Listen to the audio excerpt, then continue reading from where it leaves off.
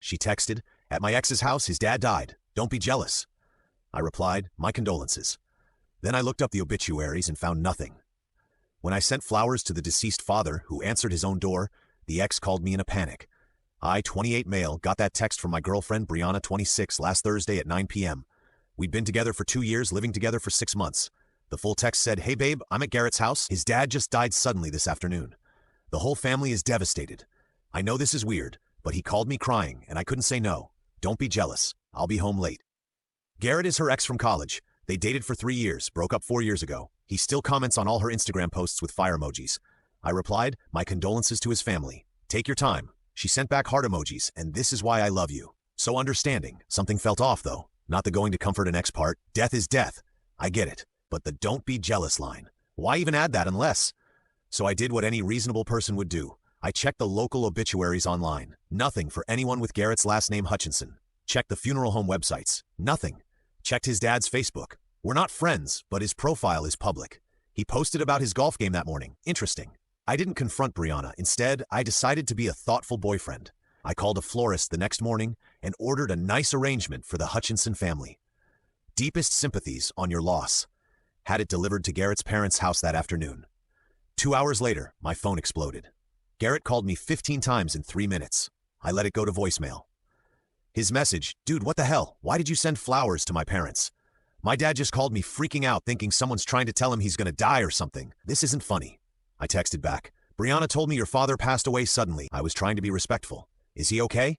Radio silence for 10 minutes. Then, "I need to call you. I'm at work. Text is fine. This is a misunderstanding." What kind of misunderstanding leads to someone saying your dad is dead? No response. Brianna called me 20 minutes later, I answered. "Hey babe," she said, voice shaky. "So there's been a weird mix-up." "Oh, I must have been confused. It was Garrett's uncle. His great-uncle lives in another state. I mixed up the family members. His great-uncle died and you went to comfort him at his house here." "Yes, he was really close to his great-uncle." "What was his name?" "Whose name?" "The great-uncle who died." Long pause. "Robert." "Okay, I'll send flowers to that funeral too." "What funeral home?" "No, I mean that's not necessary. It's respectful." "What funeral home, Bree?" She hung up. I went home early. She was already there pacing the living room. "Ethan, we need to talk." "Yeah, we do. I wasn't at Garrett's house." "No kidding. I was at my friend Qley's bachelorette party." I laughed. Actually laughed. Qley got married 2 years ago. I was at the wedding. Her face went red. "Different Qley." "What's her last name?" "You don't know her." "Try me." She burst into tears. "Why are you interrogating me? God, you're so controlling." "I'm controlling. You told me someone died? That's psychotic. I knew you'd overreact if I told you I was seeing Garrett." There it was. "So you were at his house? It's not what you think." "What is it then?" "We were just catching up as friends, but I knew you'd be weird about it, so I made something up." "You made up a death?" I panicked. I stood up. "I need you to leave." "What? Ethan, come on." "It was a white lie. You told me someone's parent died. You made me feel sympathy for someone's fake grief. That's not a white lie. That's deranged. You're ending our relationship over this." "Yes." She grabbed her stuff and left, still crying about how I was overreacting. That night she texted me 82 times. Everything from "I'm sorry" to "You're pathetic" to "Garrett treats me better anyway" to "Please take me back." I didn't respond to any of them. Update 1. The entitlement has reached astronomical levels. So, Brianna moved back to her mom's house. Her mom, Diane, has been calling me nonstop. This woman has left me 12 voicemails about how I'm throwing away something beautiful over a miscommunication. But here's where it gets good. Garrett's girlfriend reached out to me on Instagram. Yeah, his girlfriend. Turns out he's been dating someone named Haley for 8 months. She saw my name in his phone when he was freaking out about the flowers. Haley and I had coffee yesterday. The tea she spilled was scorching. According to Garrett's texts, which Haley screenshot, Brianna has been coming over for closure conversations for months. These conversations happened when Haley was at work. Brianna told Garrett she was basically single because I was emotionally unavailable. The night of the fake death, they hooked up. Haley dumped him immediately, but before she did, she forwarded me everything, including a photo Garrett had taken of Brianna in his bed that night. She was wearing the bracelet I gave her for our anniversary. I forwarded everything to Brianna with one message: "Your mom can stop calling me now." Her response was incredible. "You had no right to share my private information with strangers. That's revenge porn. I'm calling the police." I replied, "You were fully clothed. Also, Haley isn't a stranger. She's the other woman you were betraying." Then came the real entitlement. Brianna showed up at my work during lunch. Security had to escort her out when she started screaming about how I was ruining her life and turning everyone against her. My coworker Jordan recorded the whole thing. Brianna actually said, and I quote, "I only lied because you're boring. Garrett makes me feel alive, but I chose you for stability. The entire office heard that. My boss gave me the rest of the day off and told me to file a restraining order. But wait, there's more. That evening, Diane showed up at my apartment with Brianna and Brianna's dad, Keith. They wanted to have an intervention. Teeth, son. Relationships require forgiveness. We're not in a relationship. She made one mistake. She's been cheating for months. It wasn't cheating. We were just talking. Haley has photos that suggest otherwise. Keith, what happens between a man and woman is private. Then keep it private. Don't bring it to my apartment. Diane then tried a new angle. Brianna's been struggling with depression. This isn't really her. Brianna nodded eagerly. Yes, I'm sick. I need help, not abandonment. Then get help elsewhere. Teeth got aggressive. You're going to throw away 2 years over some texts. Be a man. A man doesn't stay with a woman who lies about deaths and cheats. Please leave. They refused. I called the police. Brianna told the cops I was holding her belongings hostage. I showed them our text history where she admitted she took everything when she left. The cops told them to leave or face trespassing charges. As they left, Diane shouted, "You'll regret this when you're alone forever." Brianna added, "Nobody else will put up with your boring ass anyway." Cool. Still not taking her back. Update 2. Everything has escalated to levels I didn't think possible. Remember how I mentioned Brianna told people I was emotionally unavailable? Well, turns out she's been laying groundwork for months. Her best friend Zoe messaged me. "Just so you know, Bri's been telling everyone you're basically roommates. She said you haven't touched her in 6 months and she thinks you're gay." That's funny because we literally had sex the morning before the fake death text. But okay, here's what Brianna did next. She created a whole narrative on social media about being trapped in a loveless relationship and how she finally found the courage to leave her emotionally abusive partner. She didn't name me, but we have tons of mutual friends. Everyone knew. The posts included, "Sometimes the person who seems perfect is the one slowly killing your soul. I gave 2 years to someone who couldn't give me 2 minutes of affection. Garrett has shown me what real love looks like." A photo of her and Garrett with the caption, "When you finally find your person after years of settling." The comments were full of her friends praising her bravery. One even started planning a freedom party for her. I didn't respond publicly. Instead, I did something better. I compiled a timeline. Screenshots of her saying she loved me the day before the fake death. 2, her texts admitting she lied about the death. 3, her admitting she was at Garrett's. 4, Garrett's texts to Haley about their affair. 5, the photo of her in his bed.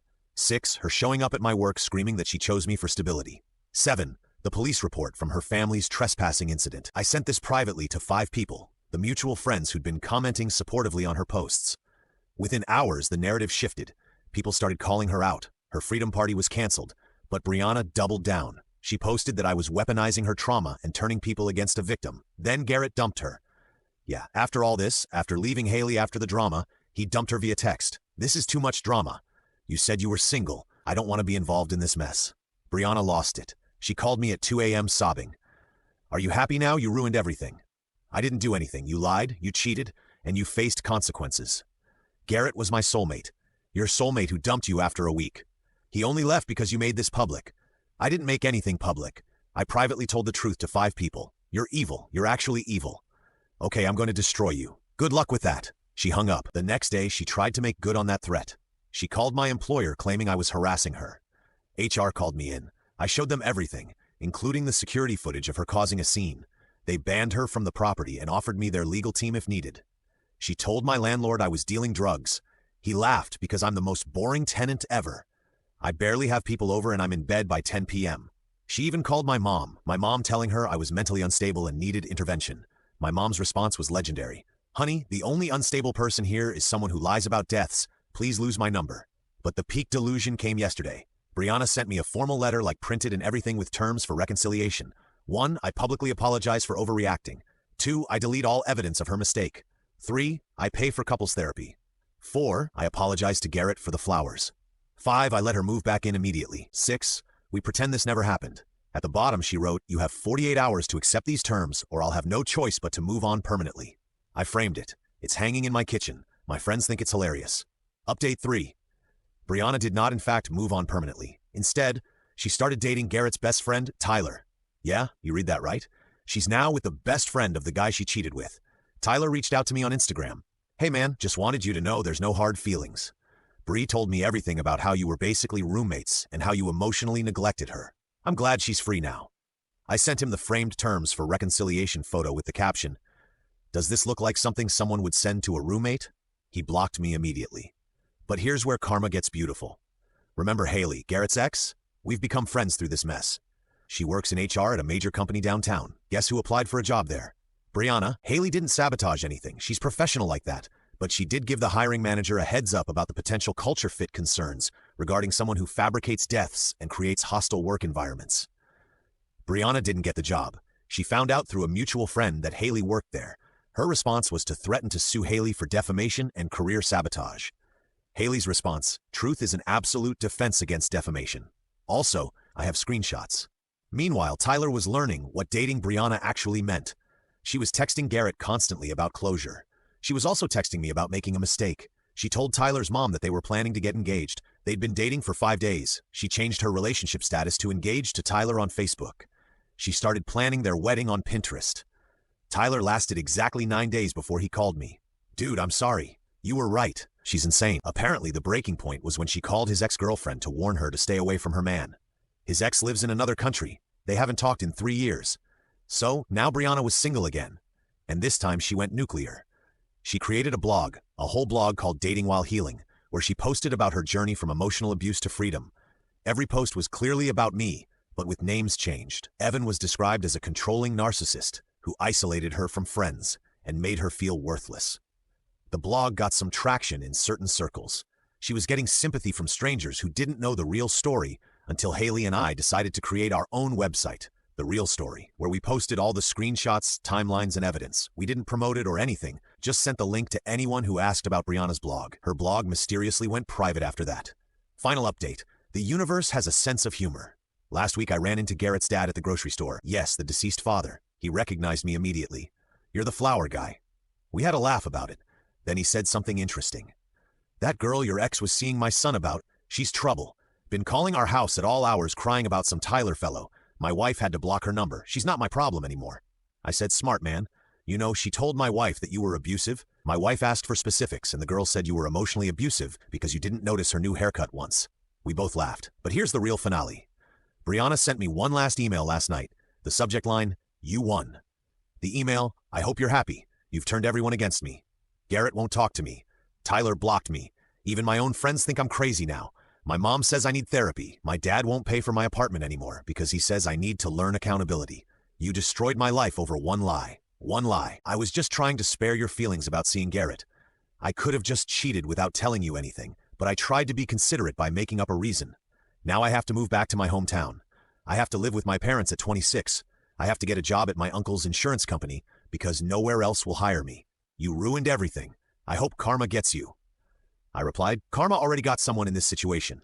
Also, it wasn't one lie. It was months of lies, cheating, manipulation, and harassment. Good luck at the insurance company." She responded immediately, "I hate you." I didn't reply. As for me, I'm doing great. Started dating someone new. Amy from my climbing gym. She thinks the whole story is wild and regularly jokes about faking deaths to get out of boring dinners. My goldfish died. Can't make it. Haley's dating someone too. We all went on a double date last week. It was surprisingly not weird. The flowers I sent to Garrett's dad, his mom dried them and keeps them in a vase because they're too nice to throw away. And it's such a funny story now. Garrett messaged me once. "Sorry for all the drama, man. I didn't know she was that crazy." I left him on read. Diane still occasionally texts me about how I broke her daughter. I've never responded. Keith sent me a LinkedIn request last week with a message. "No hard feelings, son. Business is business." I have no idea what that means. I declined the request, and Brianna, according to social media, she's back in her hometown, working at her uncle's State Farm office, posting inspirational quotes about rising from the ashes and phoenixes don't look back. Her last post was, "Sometimes the universe removes people from your life to protect you. Thankful for the lessons." The comments were turned off. To everyone who thinks I was too harsh, she lied about someone dying. She cheated for months. She tried to destroy my reputation, my job, and my relationships. She brought her family to my home to harass me. She created an entire blog to paint me as an abuser. All I did was tell the truth and let her face the consequences of her own actions.